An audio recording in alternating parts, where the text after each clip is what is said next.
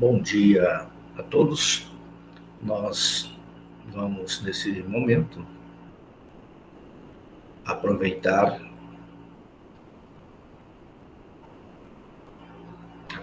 para fazermos uma pequena revisão nos conteúdos que ministramos até agora e, a partir daqui, voltarmos a falar sobre a ética no campo profissional. É importante destacarmos que a ética, tanto no campo pessoal como no campo profissional, traz implicações bastante sérias para aquele que vai viver em sociedade. Antes de mais nada, eu preciso saber o que é ética. A resposta a essa pergunta será dada ao longo da nossa conversa. Porém, nós já podemos adiantar que a ética é uma ciência prática e normativa que estuda a moral e determina o que é bom e o que é ruim na nossa conduta. Então, na prática, ética é você agir de acordo com os preceitos da moral instituída. É interessante nós observarmos também que a ética no campo profissional nada mais é do que um conjunto de normas e de conduta que as pessoas determinam em função daquelas regras que estabelecem uma boa prática na sua vida profissional. Nós que vamos atuar na área do direito, temos um ordenamento legal que cuida exclusivamente das questões da ética na nossa atividade profissional. Esse ordenamento é constituído pela Lei 8.906, de 94, o chamado Estatuto da Advocacia e da OAB, o Regulamento Geral do Estatuto da Advocacia, o Código de Ética e Disciplina, e esses três instrumentos norteiam a atividade do profissional da advocacia.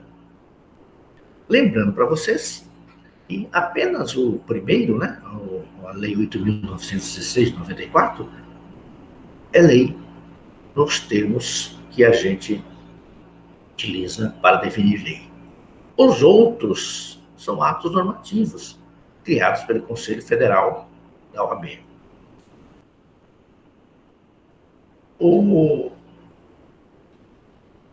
Aquele que termina o curso de Direito, bacharel em Direito, para que ele possa exercer a advocacia, é necessário que se cumpram todos os requisitos que estão propostos no artigo 8º do Estatuto da Advocacia e da Ordem dos Advogados do Brasil. Estes requisitos, que já tivemos a oportunidade de conversar com vocês,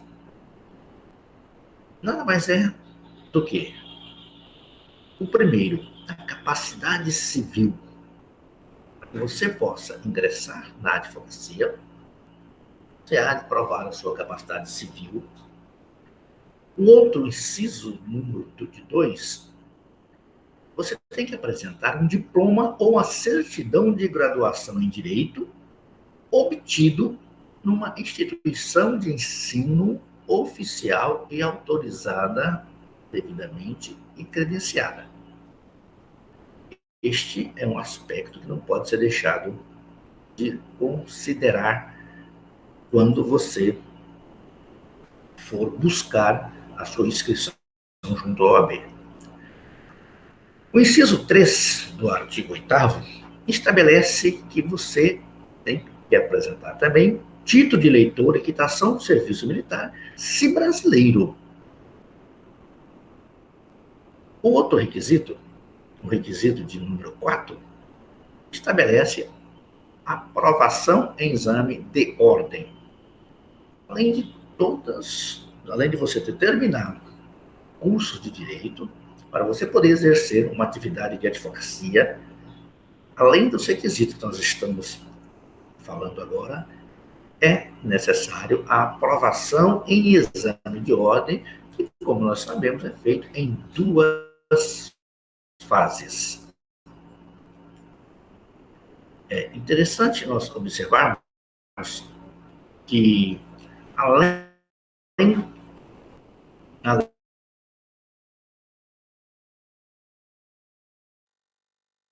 desse, há que se dizer também que o inciso 5 estabelece que não exercer atividade incompatível com a advocacia.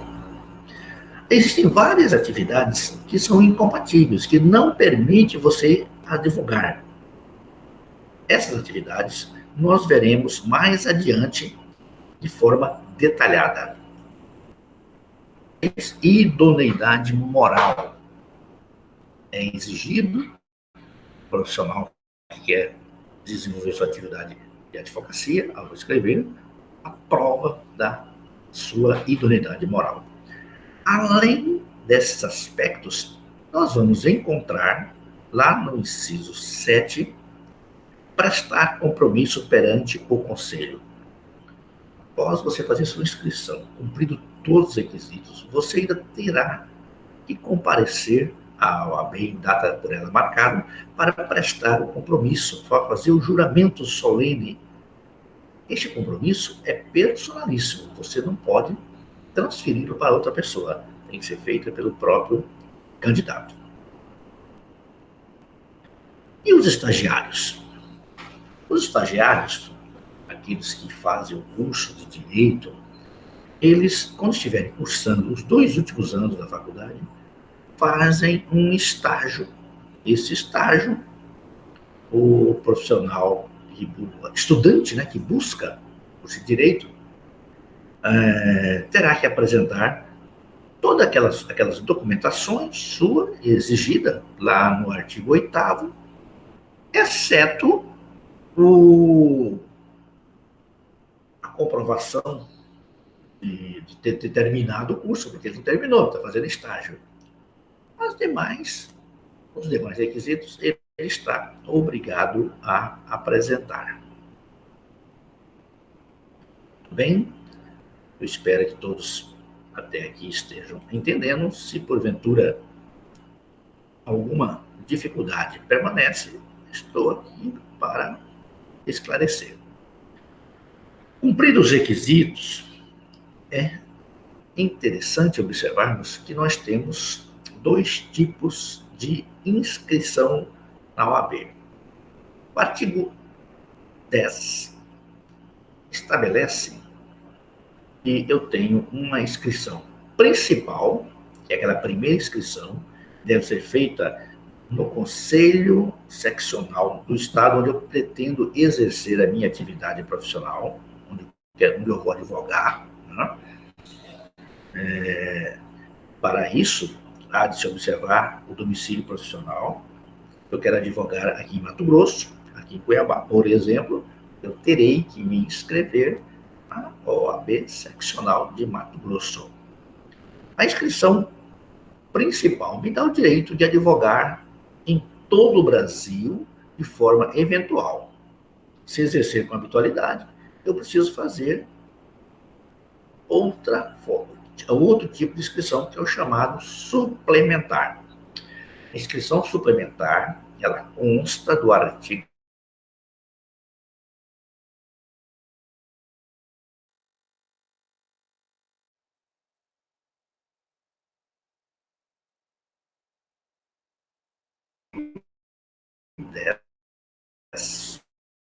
parágrafo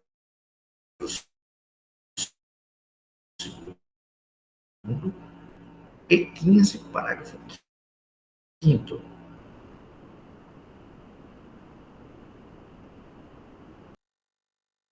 Eu posso só minha idade em outro estado, vamos colocar assim, que não seja o do meu domicílio profissional. Mas como que nós vamos essa habitualidade? Por ação da habitualidade, estabelece que mais de 5 causas por ano, na regra do segundo, mais de 5 causas por ano, me obriga a fazer inscrição suplementar. Ou seja, eu posso advogar até 5 causas por ano fora do meu domicílio profissional, de onde eu exerço a minha atividade. Passa.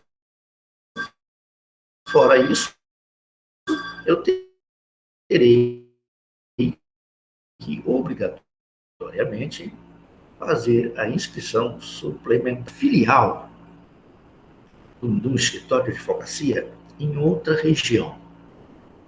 Será que eu posso, ao abrir essa filial, basta que eu faça a minha carteira suplementar, minha inscrição suplementar naquela unidade onde eu estou abrindo a filial do meu escritório? Vamos imaginar a seguinte situação. Eu tenho um escritório que tenha 5 sócios. E a sede, ou seja, o domicílio profissional, fica no estado de Mato Grosso. Mas eu quero abrir uma filial em Goiás. Só eu que vou trabalhar lá. Será que só eu que terei que fazer a carteira, a inscrição suplementar? Não. Todos os sócios terão que fazer sua inscrição suplementar, pois presume-se que todos irão trabalhar nessa filial. Portanto, todos precisam da suplementar. Acredito que até aqui nós temos esses principais aspectos na nossa atividade profissional enquanto advogado. Uma outra possibilidade que existe é a transferência. O artigo 10, parágrafo 3º, estabelece que é possível o advogado, quando houver mudança efetiva de domicílio profissional, fazer a sua transferência. Imaginemos que eu não queira mais advogar no estado de Mato Grosso. Quero me mudar de uma vez por toda para o estado de Goiás. O que eu vou fazer? Eu cancelo a minha inscrição principal e transfiro para o estado de Goiás a minha inscrição. Minha ficha vai para Goiás e posso manter as minhas suplementares sem nenhum problema, se assim eu entender. Além desse instituto, existem possibilidades que o advogado também pode utilizar, está previsto no nosso estatuto. A licença e o cancelamento da inscrição. O artigo 12 do estatuto estabelece que o advogado pode requerer uma licença quando estiver exercendo a sua profissão. Vamos imaginar que um advogado resolva fazer um curso de mestrado ou de doutorado fora do país. Para isso, basta que ele solicite uma licença, sendo que nesse período de licença ele estará isento de pagar anuidade, não será obrigado a votar nas eleições da OAB, e terminado aquilo que lhe deu motivo da licença, ele retorna com o mesmo número de OAB sem nenhum outro problema. A licença que está prevista no artigo 12 pode ser solicitada nos seguintes casos: se assim o profissional requerer, por motivo justificado, passar a exercer em caráter temporário atividade incompatível com o exercício da advocacia. Vamos dar, por exemplo, o advogado elege-se prefeito. Naquele período de 4 anos que ele estiver no exercício do mandato de prefeito, ele está licenciado. O inciso 3 do artigo 12 estabelece outro, sofrer uma doença mental considerada curável. Imaginemos que um advogado tem um problema mental curável, uma doença curável, ele irá, obviamente, licenciar para tratamento de saúde. Terminado o tratamento, ele volta a advogar, normalmente, com o nome da carteira. Agora, existe o cancelamento. Cancelamento, a previsão dele está no artigo 11 do nosso estatuto. Quando é que ocorre o cancelamento? O cancelamento da inscrição do advogado ocorre nos casos que o artigo 11 estabelece. Cancelada a inscrição, ele deixa de ser advogado e passa a ser bacharel, volta a ser bacharel em direito. Né? Se porventura ele quiser voltar a advogar depois, terá que fazer nova inscrição, exigidos no caso, de querer voltar a advogar. São estes os principais aspectos que nós devemos observar na vida profissional do advogado. É interessante nós temos dentro da carreira de vamos chamar duros critérios que teremos oportunidade de estudar logo adiante com relação a aquilo que a ética profissional estabelece. Agradeço a todos, espero que as dúvidas que porventura tiver, vamos estar à disposição no chat. E aquilo que você porventura não entendeu, pode entrar em contato conosco, que estaremos prontos para atendê-los. Espero que também que em breve nos encontremos pessoalmente em sala de aula, desde que passe esse período crítico de pandemia. Em seguida, vamos voltar às nossas atividades normais. Fique com Deus, uma ótima semana a todos. Bom dia.